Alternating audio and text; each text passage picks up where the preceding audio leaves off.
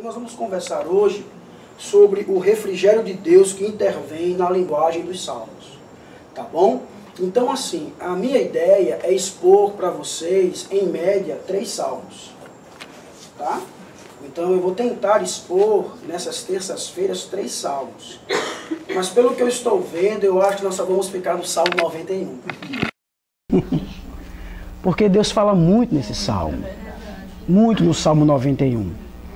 Então hoje nós vamos apenas meditar apenas nos 3 primeiros versos. Tá bom? Nós vamos ler todo o Salmo 91, mas nós vamos apenas nos ater aos 3 primeiros versos, tá bom? Então abra sua Bíblia aí no Salmo 91, um salmo muito conhecido, não é? Onde tem pessoas que até colocam ele aberto, né, assim? Na cabeceira ali e tal, tendo-o como um amuleto. Mas nós vamos ver que esse salmo ele vai muito além do que isso aí. Então o Salmo 91 diz assim, ó: aquele que habita no abrigo do Altíssimo e descansa à sombra do Todo-Poderoso, pode dizer ao Senhor: Tu és o meu refúgio e a minha fortaleza, o meu Deus em quem confio. Ele o livrará do laço do caçador e do veneno mortal. Ele o cobrirá com as suas penas e sob as suas asas você encontrará refúgio. A fidelidade dele será o seu escudo protetor. Você não temerá o pavor da noite, nem a flecha que voa de dia, nem a peste que se move sorrateira nas trevas, nem a praga que devasta ao meio-dia. 1000 poderão cair ao seu lado, 10.000 à sua direita, mas nada o atingirá. Você simplesmente olhará e verá o castigo dos ímpios. Se você fizer do Altíssimo o seu abrigo, do Senhor o seu refúgio, nenhum mal o atingirá, desgraça alguma chegará à sua tenda, porque a seus anjos ele dará ordem a seu respeito, para que o protejam em todos os seus caminhos. Com as mãos eles o segurarão, para que você não tropece em alguma pedra. Você pisará o leão e a cobra, pisoteará o leão forte e a serpente, porque ele me ama, eu o resgatarei, eu o protegerei, pois conhece o meu nome. Ele clamará a mim e eu lhe darei resposta, e na adversidade estarei com ele. Vou livrá-lo e cobri-lo de honra. Vida longa eu lhe darei, e lhe mostrarei a minha salvação. Vamos orar? Senhor, nós queremos ser gratos a Ti por estarmos reunidos como igreja para assim adorar, engrandecer e louvar o Teu santo nome. E nesta hora estamos aqui, Pai, prontos para ouvir a Tua voz, apenas a Tua voz. Por isso, Deus, abre o nosso coração, abre a nossa mente, que no nome de Jesus aquilo que venhamos ouvir, escutar nessa noite, seja refrigério para a nossa alma e que nós saiamos daqui diferentes, Pai. É assim que nós oramos, gratos ao Senhor, no nome do Teu Filho Jesus Cristo. Amém. Meus amados irmãos, quando nós vamos estudar o livro dos Salmos, é interessante porque os Salmos, eles retratam, podemos assim dizer, a mais íntima expressão de dor, angústia, coragem, louvor e confiança em Deus. É interessante porque os salmos, eles representam o clamor de corações, podemos dizer assim, aflitos, que estão em busca de um auxílio divino. Também representam o despertar da fé pura, de uma fé genuína, com o objetivo, irmãos, assim, de aliviar o pranto amargo que muitas vezes a vida provoca. E aí, meus amados, nós iremos conhecer Deus, que anseia erguer nossas lágrimas do pó. Quando nós lemos os Salmos, nós percebemos isso, Deus desejando erguer nossas lágrimas do pó. percebemos alguém que está nos assistindo nos nossos momentos de profunda fraqueza, angústia, e que do nada passa a criar vida, passa a dar sobrevida, extrai vida eterna. Aqui nos Salmos você encontra ou encontrará um Deus que na extraordinária intensidade do seu amor, ele passa a nos corrigir, como também passa a nos oferecer o seu, podemos assim dizer, incondicional perdão. E aí, especificamente no Salmo 91, este que nós acabamos de ler, às vezes ele parece bom demais para ser verdade. E, amados, nós dizemos isso porque há muita coisa aqui maravilhosa no Salmo 91. Ele nos traz uma visão maravilhosa, podemos dizer, da porção de Deus e, ao mesmo tempo, uma afirmação chocante.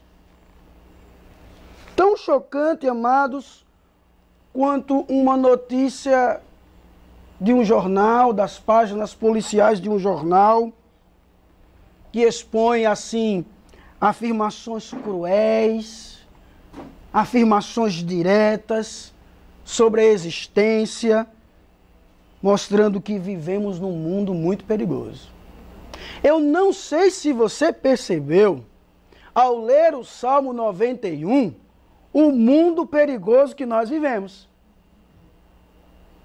Provavelmente você não percebeu. Mas se você lê-lo novamente, você vai ver o mundo perigoso que eu e você vivemos. E é muito perigoso. Por exemplo, quando nós passamos assim a observar algumas perspectivas realistas e passamos a analisar o nosso planeta, nós passamos a ver, irmãos, as pessoas sempre focalizadas nos problemas. Sempre. Para alguns, o grande elemento de conflito é o econômico. Já para outros, é o problema da educação. Para outros, da violência. Para outros, da criança abandonada. Para outros, da família. Enfim, muitos problemas.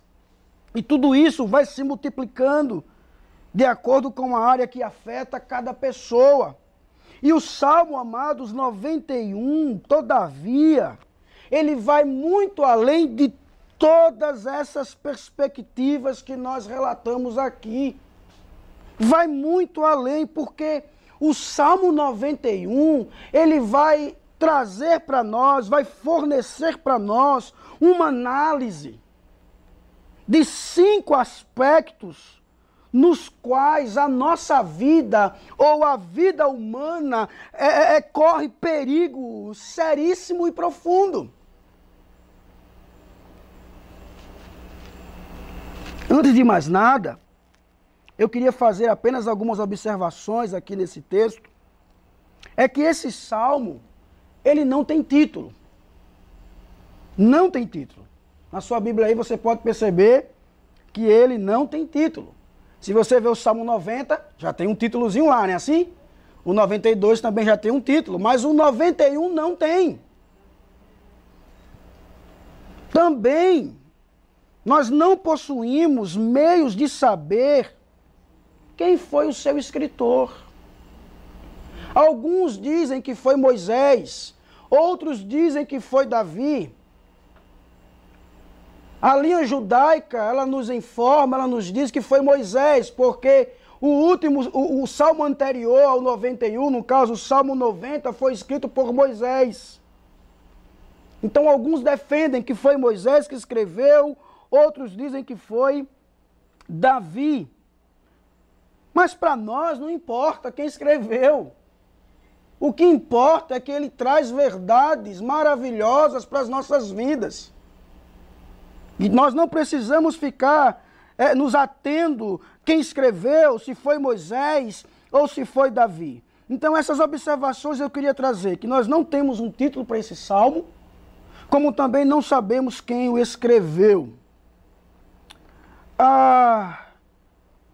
Alguns pendem para Moisés porque traz muitas expressões que Moisés se utiliza no livro de Deuteronômio, tá? Mas isso para nós também não é tão importante assim. E meus irmãos, se referindo ao Salmo 91, um grande pregador chamado Charles Spurgeon, ele falando sobre o Salmo 91, comentando sobre o Salmo 91, ele se refere a este salmo dizendo o seguinte, que em toda a coletânea não há nenhum salmo mais alegre, seu tom é elevado e sustentado do começo ao fim, a fé é clara, o seu texto é nobre. Um médico alemão costumava dizer que ele era a melhor defesa em tempos de cólera, e, na verdade, constitui mesmo um medicamento celestial contra pragas e pestes. Ele continua: aquele que pode viver no espírito do Salmo 91 será destemido, mesmo que as cidades sejam assoladas por pestes e pragas, e os túmulos se encham de carcaças. Vejam a importância que ele dá a este salmo, dizendo que ele é um salmo mais alegre, o seu texto ele é nobre, e aquele que vive este salmo, que vive o espírito do Salmo 91, será destemido. E ele vai além, dizendo que mesmo que as cidades sejam assoladas por pestes e por pragas, e os túmulos se encham de carcaça, ele será temido, ou melhor, destemido. Por isso, meus irmãos, o Salmo 91 vai muito além de qualquer perspectiva que venhamos trazer. Porque o Salmo 91, ele nos oferece uma análise de cinco aspectos nos quais a nossa vida corre perigo, e perigo sério. Perigos biológicos. Se você ler no verso de número 3 e 6, você vai perceber isso. Nós sofremos perigos biológicos. Temos os perigos circunstanciais, verso 5. Temos o perigo psicoexistencial, ou seja, da alma, do interior, está lá no verso 5. Os perigos sociais, você encontra aí no verso 8. E também os perigos espirituais, no verso 13. Então vejam que o Salmo 91, ele nos coloca numa realidade onde nós estamos vivendo num mundo perigoso, que nos traz muito perigo. Estamos vivendo em um lugar que a nossa vida constantemente está em risco. E aí, meus irmãos, observe essa lista de perigos e veja como são em número, extensão e profundidade maiores que qualquer outra perspectiva que venhamos analisar, que seja realista, que a sociedade poderia nos apontar. Estamos vivendo num mundo perigoso. E é tão perigoso que para muita gente a atitude mais correta é a de retração da vida. Não é? É tão perigoso que as pessoas se retraem. As pessoas querem fugir. Mas, irmãos, eu gostaria de trazer uma pergunta para a nossa meditação. É que como eu e você, então, podemos viver nesse mundo perigoso? Como podemos viver? Porque o outro lado do Salmo 91 não nos convida a nos separar de maneira radical da vida e do mundo. Por quê? Ao contrário, o Salmo 91 nos remete para dentro desse mundo perigoso. Ele não nos aconselha a sairmos desse mundo perigoso, mas que nós venhamos adentrar nele. Mas como eu posso viver ou sobreviver num mundo tão ameaçador? Como? O Salmo 91 traz essa resposta. Nesse mundo perigoso que nós vivemos, o Salmo 91 diz que nós devemos viver neste mundo perigoso, e ele nos traz a resposta de como podemos viver nesse mundo tão ameaçador, ou como sobreviver num mundo tão ameaçador. Eu gostaria de expor o Salmo 91 verso por verso, tá? Para que nós pudéssemos entendê-lo melhor. Então vamos nos atentar para o verso 1. Se você prestar atenção, a resposta é de uma chocante simplicidade. Muito simples.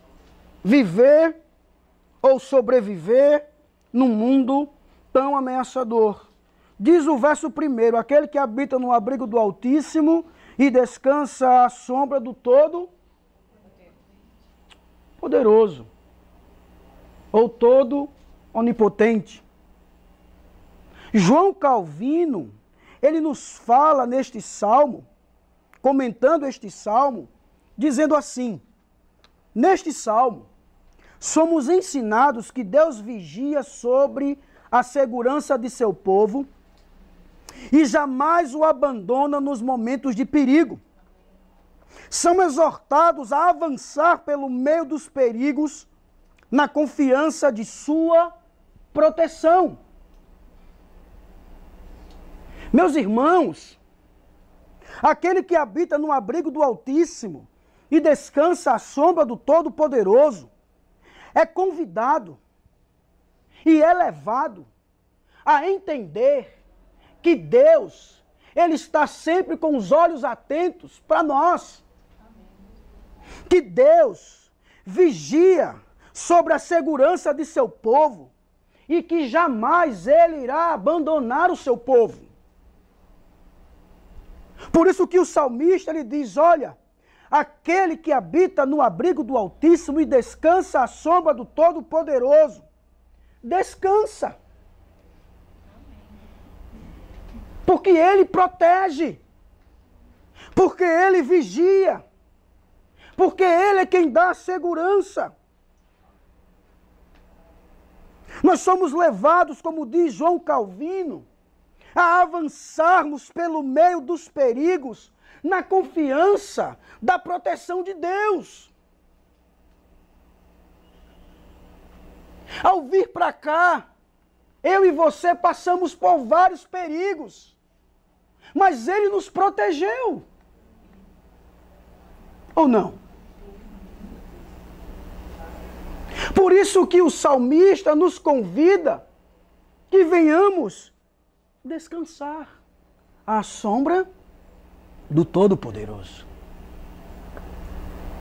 Diz também Velford, que comentou essa citação de João Calvino, dizendo assim: o propósito do Salmo é ilustrar a segurança e felicidade que resultam do conhecimento de Deus e do exercício de uma sólida dependência de sua promessa e graça.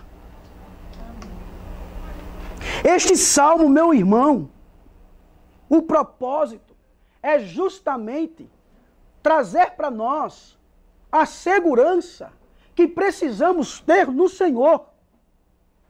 E é uma segurança que vem junto com a felicidade, porque nós conhecemos a Deus e sabemos quem Ele é.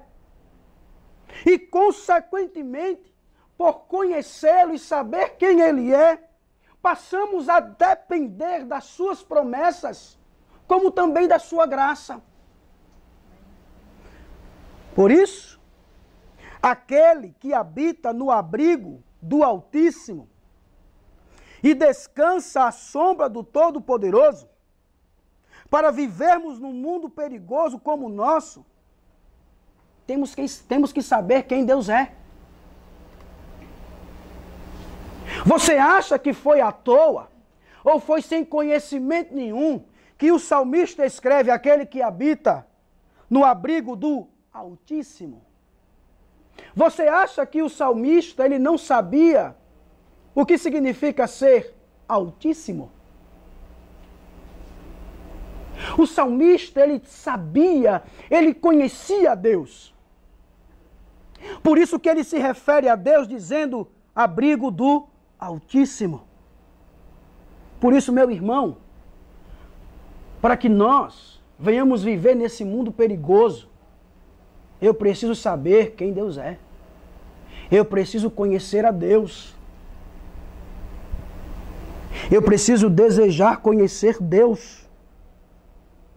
Por isso que é a primeira coisa que eu e você precisamos para viver nesse mundo hostil, nós precisamos ter para garantir segurança profunda, é conhecimento do Altíssimo.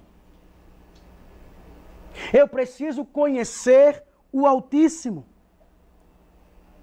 O autor, inspirado do Salmo, quem quer que tenha sido ele, Moisés ou Davi, ele vai expressar aqui duas ideias completamente distintas. A primeira ideia, é aquela ideia que se encontra escondido sobre a proteção divina, que ocupa uma posição segura e definida, onde nenhuma arma hostil pode alcançá-lo.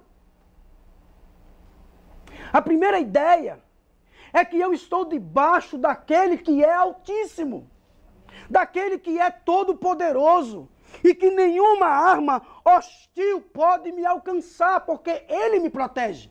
Amém. Porque Ele é Altíssimo, porque Ele é todo-poderoso. É o que João Calvino, ele nos sugere que este verso seja lido da seguinte forma: aquele que tem Deus como guardião de sua segurança, descansará sobre a sombra de Deus. Aquele que tem Deus como o guardião de sua segurança, descansará sob a sombra de Deus. Descansará. Uma segunda ideia é os que habitam no lugar secreto de Deus, são aqui apresentados pelo salmista como aqueles que habitam sob sua sombra, no sentido que estes experimentam uma abundância e extensão de sua proteção. Aqueles que habitam na sombra, sobre a sombra do Altíssimo, passam a experimentar a proteção de Deus, o cuidado de Deus, o amor de Deus, a graça de Deus. Aqueles que descansam. Meus amados, os homens geralmente estão buscando uma grande variedade de esconderijos. Passam a recorrer uns aos outros, segundo as diferentes calamidades que eles venham passar, as diferentes ameaças. Mas no Salmo 91, quando nós lemos, nós somos levados, nós somos ensinados que a única fortaleza segura a que podemos recorrer é a proteção de Deus. É a única e nada mais. Você pode estar se perguntando: ah, pastor, eu já sei. Isso eu já sei. E por que tanta preocupação? E por que tanta ansiedade? E por que tantas dúvidas? Por que tantas perguntas?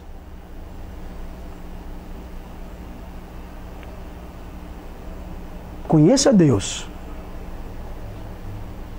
Veja que Ele é Altíssimo. Veja que Ele é todo-poderoso. Vá para a sombra dEle e descanse. E descanse.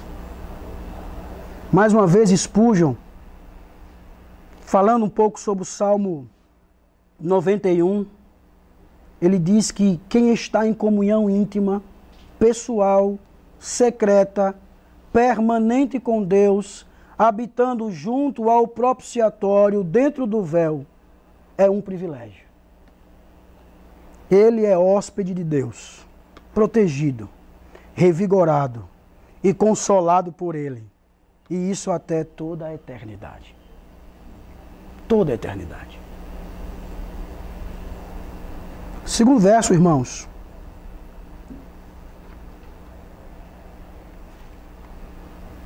O salmista, ele continua dizendo: aquele que habita no abrigo do Altíssimo e descansa à sombra do Todo-Poderoso, pode dizer ao Senhor: Tu és o meu refúgio e a minha fortaleza, o meu Deus em que confio. Vejam que não é qualquer um que pode dizer isso. Não é qualquer um. O salmista, ele é claro. Ele diz: aquele que habita no abrigo do Altíssimo e descansa à sombra do Todo-Poderoso, pode dizer ao Senhor. Aquele que tem Deus como seu Altíssimo. Aquele que descansa à sombra do Todo-Poderoso, pode dizer: Tu és o meu refúgio, a minha fortaleza, o meu Deus em quem confio. Sabe por que pode dizer? Porque experimenta da proteção de Deus. Porque é abençoado pela proteção de Deus.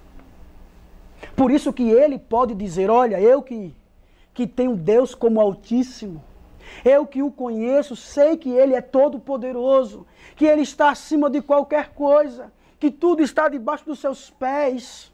Eu que habito na sombra desse todo-poderoso, eu posso dizer com plena certeza, eu posso dizer a Ele mesmo: Tu és o meu refúgio, Tu és a minha fortaleza, Tu és o meu Deus em quem confio.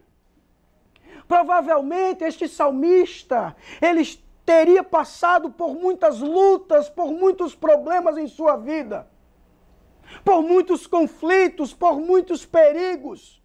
Mas por ele habitar na sombra do Todo-Poderoso, por ele saber quem é Deus, ele pode dizer a Deus, ele pode elevar a sua voz, o seu coração a Deus e dizer: Deus, Tu és o meu refúgio, Tu és a minha fortaleza, oh meu Deus, é em Ti que eu confio.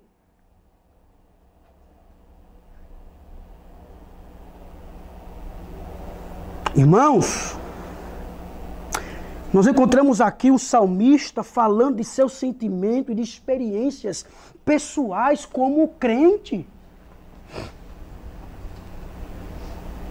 Como crente.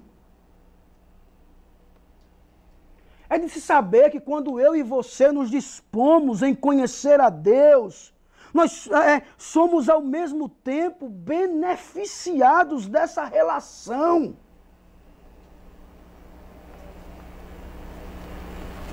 Eu gostaria que você prestasse atenção quando o salmista fala meu Deus. Meu Deus. Esse meu é um pronome possessivo, né? Aquele que tem posse. Mas aqui não significa isso. É muito diferente. Não está se referindo, por exemplo, ao meu marido, à minha mulher, ao meu pai, à minha mãe, à minha filha, ao meu filho, não. À minha igreja, meu pastor, não. Trata-se aqui do meu Deus. Meu Deus. Quando ele fala isso, é alguém que ele conhece, é alguém que ele preza, é alguém com quem ele tem uma relação que transcende a empolgação de um ambiente, que transcende a euforia e a emoção do louvor, que transcende as circunstâncias espirituais, que extrapola tudo. Ele é o meu Deus, com ou sem você, aqui ou lá, sozinho ou na minha casa, ou num lugar mais inóspito possível, Ele é o meu Deus. Ele é o meu Deus. Conhecimento de Deus, irmãos, é algo tão profundo e é algo tão pessoal antes de qualquer coisa. Por isso que nós defendemos que nós servimos a um Deus pessoal, a um Deus que habita no coração de cada um e trabalha de acordo com a sua palavra na vida de cada um. Não é um Deus distante, mas é um Deus de perto. É um Deus pessoal, é um Deus que entende cada coração, é um Deus que entende cada estrutura. O meu Deus, em quem confio.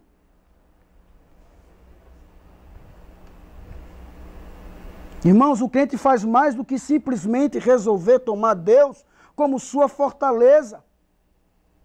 Ele se chega para mais perto na confiança das providências divinas ou das promessas divinas. Interessante que o salmista aqui, ele fala com Deus de forma familiar. Vejam a intimidade que o salmista tinha com Deus, que ele fala com Deus de forma familiar.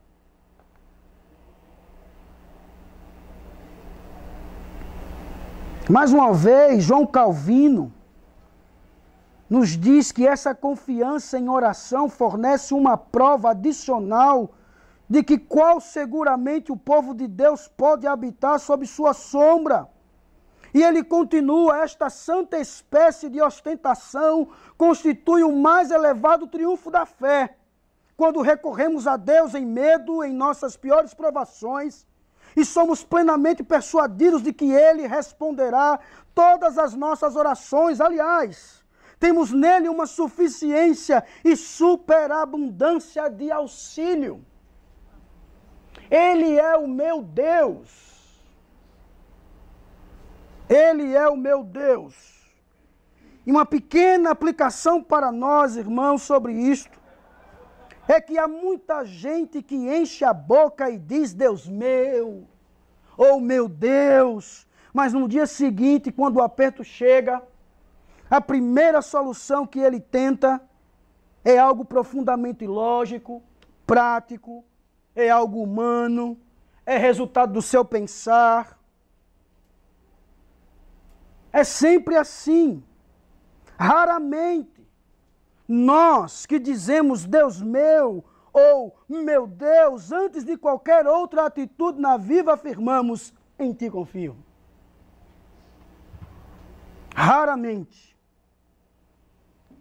Raramente, quando dizemos que Ele é o nosso Deus, que Ele é o meu Deus, quando chegam os problemas, nós não passamos a dizer confio em ti mais do que no meu poder de solucionar as coisas.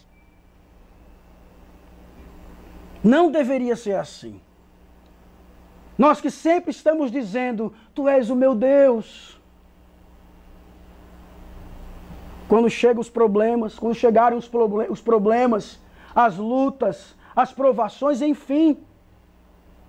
Se Ele é o nosso Deus, deveríamos dizer, Senhor, em meio a tudo isso, eu confio em ti. Primeiramente, eu confio em ti, Senhor.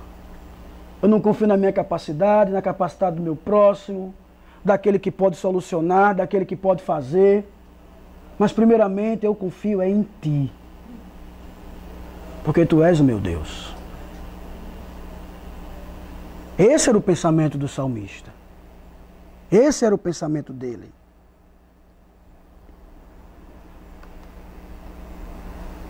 Confio em ti mais do que no meu poder de solucionar coisas. Mais do que na minha própria lógica. Mais do que no meu poder pessoal, mais do que nos melhores amigos, mais do que na possibilidade de eu mesmo dar um jeito na vida. Eu confio em ti, mais do que qualquer outra coisa. Irmãos,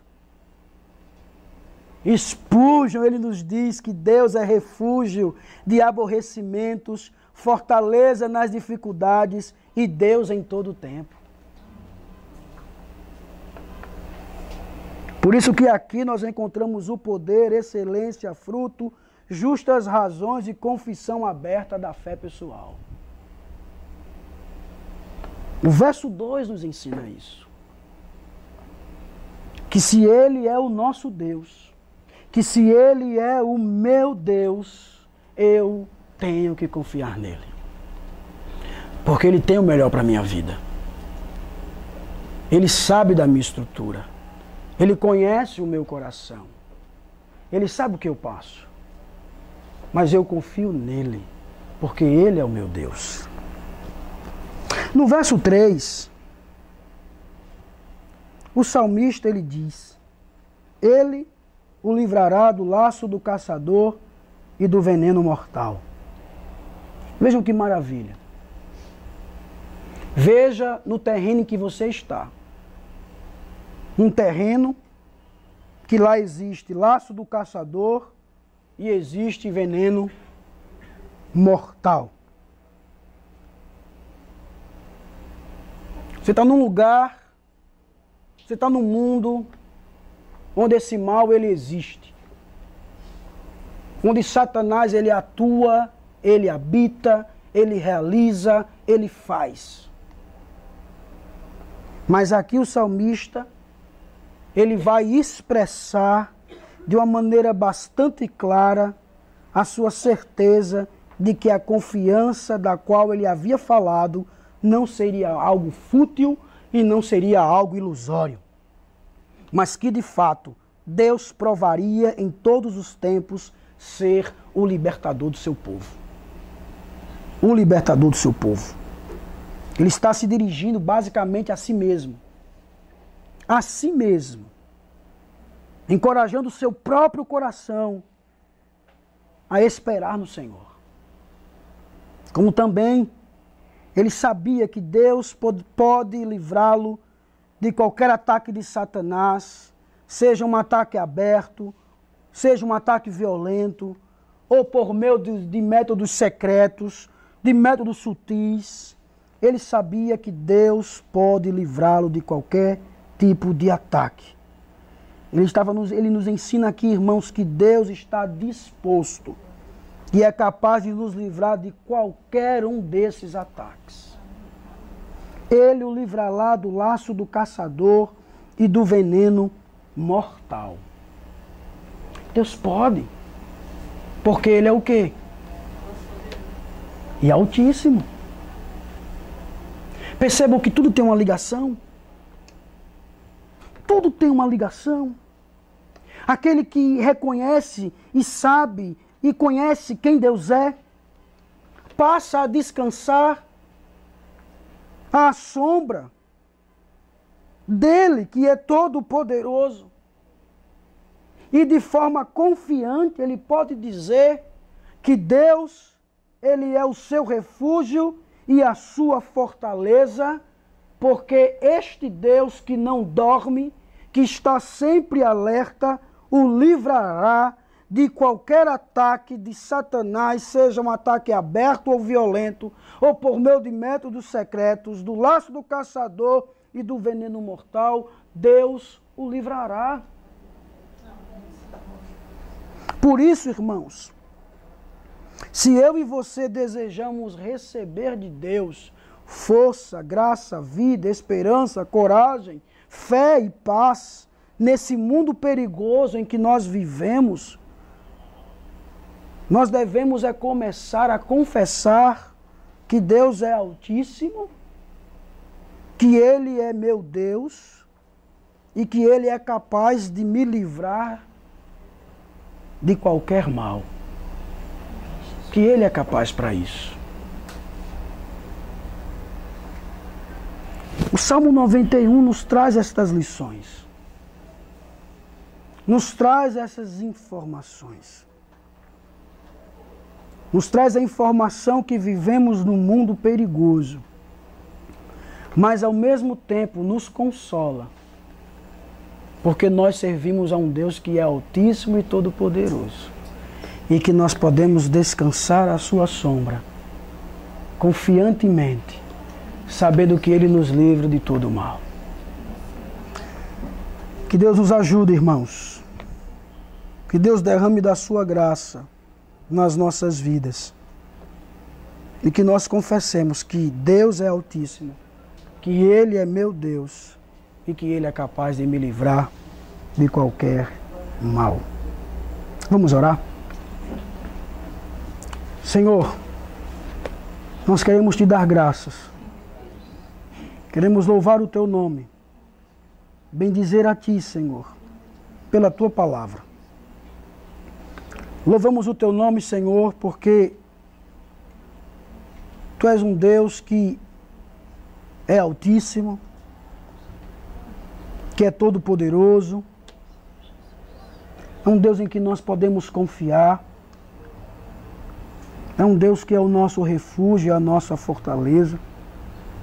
É um Deus que nos livra, que sempre está nos livrando dos perigos que nos assolam. Por isso, meu Pai, nós pedimos ao Senhor que possamos viver isto. Que ao ler essa porção do Salmo 91, somos levados justamente a reconhecer isto. A reconhecer que precisamos te conhecer mais, que precisamos descansar mais em ti, sabendo que tu estás no controle de todas as coisas, que nada foge do teu querer, da tua vontade, e ter a certeza de que o Senhor está nos protegendo e nos livrando de todo mal. Por isso, meu Deus, nós somos gratos por isso. Tem misericórdia de nós. Tem misericórdia, Senhor, se nós muitas das vezes temos tentado resolver as situações da nossa vida, partindo, Senhor, de ideias humanas, confiando em pessoas, confiando em métodos, seja lá o que for. Tem misericórdia de nós, Pai, porque nós não temos, de fato, em meio a tudo isso que sofremos, elevado os nossos olhos, a nossa voz, o nosso coração a Ti, e passar a dizer: Deus, eu confio em Ti. Eu sei que Tu tens o melhor para mim. Tem misericórdia se nós muitas das vezes não temos dito isso, Pai. Por isso, nos ajude, Senhor. Nos ajude, para que nós, a cada instante, a cada momento da nossa vida, possamos dizer que Tu és o meu Deus, que Tu és o nosso Deus, para a glória do nosso Senhor Jesus Cristo. É assim que nós oramos, gratos a Ti. Amém. Deus nos abençoe, irmãos.